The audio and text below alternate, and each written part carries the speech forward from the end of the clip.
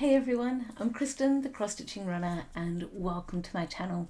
I want to say a big hello and welcome to all new and returning viewers, and if by chance you've stumbled across this channel is all about cross stitch with a bit of life stuff thrown in. And today is Saturday the 29th of November, and it is going to be one of my shorter episodes because since we last caught up, I've not been able to get as much stitching in as I would have liked to.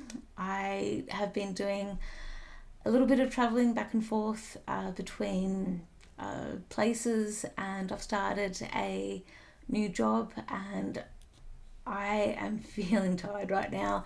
It's about 2:30 in the afternoon, and Michael and I went down to the local pub and had a really nice meal with his parents because it's his dad's birthday today, and I'm just feeling a little bit tired after a meal. It's a post-food coma type of feeling, and I have been active as well in terms of going to the gym and trying to keep to my running schedule as well, so it's all starting to catch up with me. So I apologize if I look like I'm falling asleep and also eventually fumbling over my words. I will try to keep aware of that. So let's get into the stitching.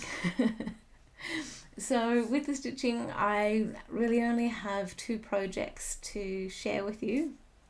The first little bit of progress I've made is on Under the Sea, designed by Doreen Jones for Lakeside Needlecraft, and I've made a little bit more progress on the mermaid.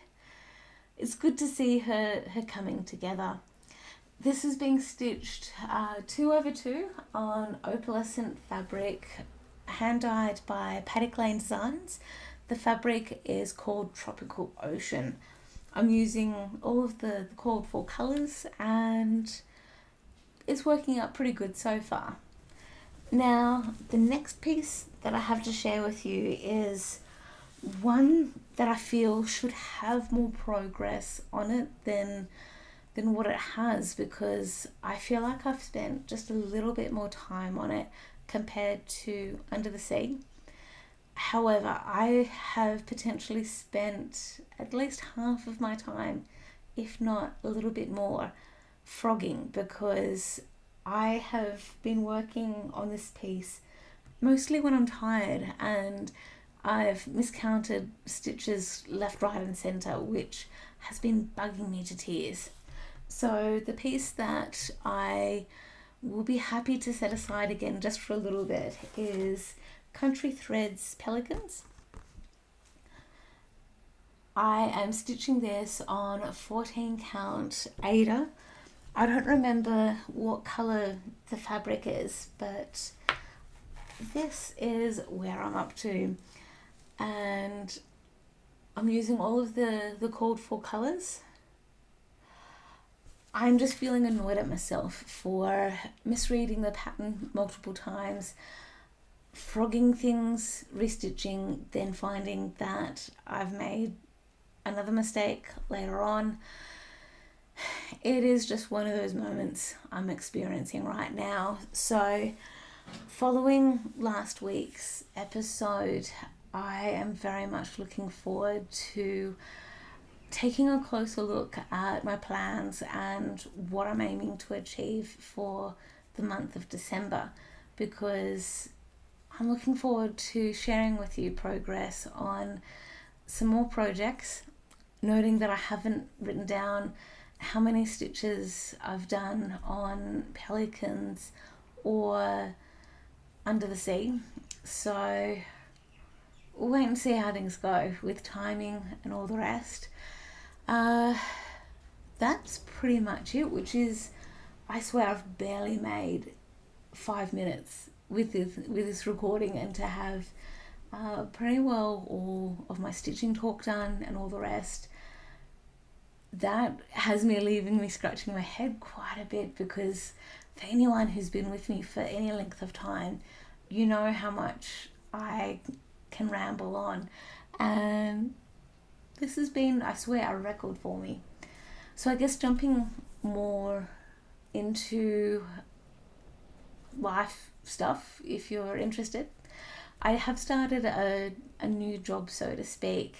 Funnily enough, though, it feels like an old job, where the job that I've started is actually back in the same role, same organisation, and almost the same team that I was part of before I left to go to Wollongong. And it is just a temporary role. I'm just filling in for someone for a few months. I do apologise for any noise that you might be able to hear.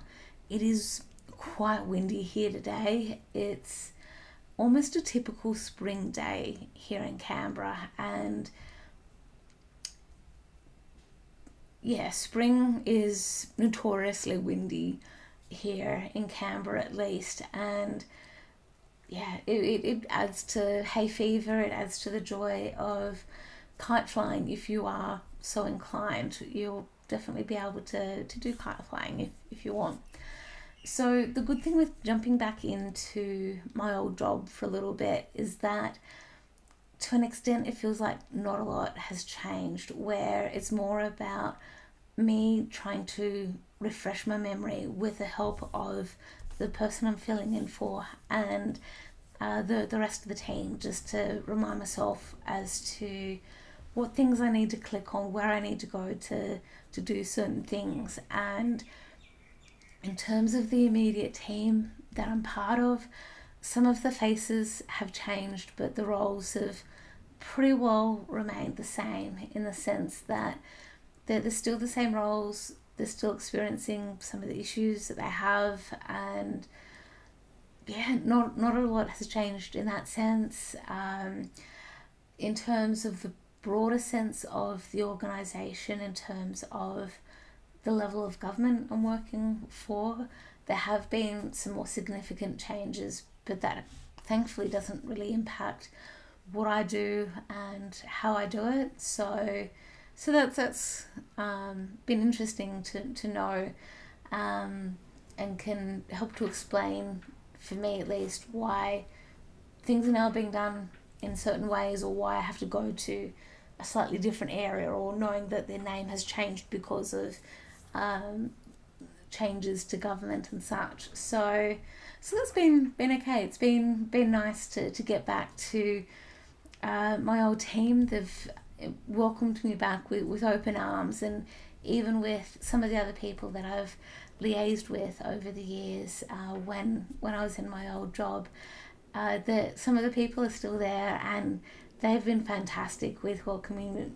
me back, and it's just been really nice. It feels really good. So hopefully all goes well, and yeah, who knows what's going to happen come April next year. To an extent, I'm happy to be working just for a short period of time, because I'm seeing this as just a little bit of a boost to savings and all the rest. And it's, I guess, my spending money, so to speak, that will enable me to travel to stitching retreats, or it will enable me to do other things. It'll be all good. So there was that. So it's just been 3 days this week that I've had work, and there's been a bit of back and forth in the sense of travel.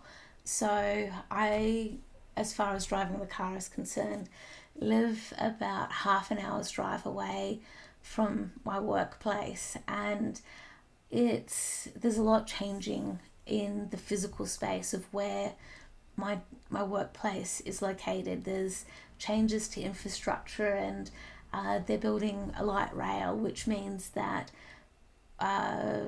parking spaces or car parks that used to exist have been blocked off, and certain roads have been blocked off, and all the jazz that goes with that. So I am reassessing, I guess, how I travel to where I need to be, and the last 3 days I've not had a proper building pass either. So now that that has been sorted out, I'll be able to reassess again how and when I do travel and such. So the last 3 days have been mostly catching public transport to work, which has actually been really nice.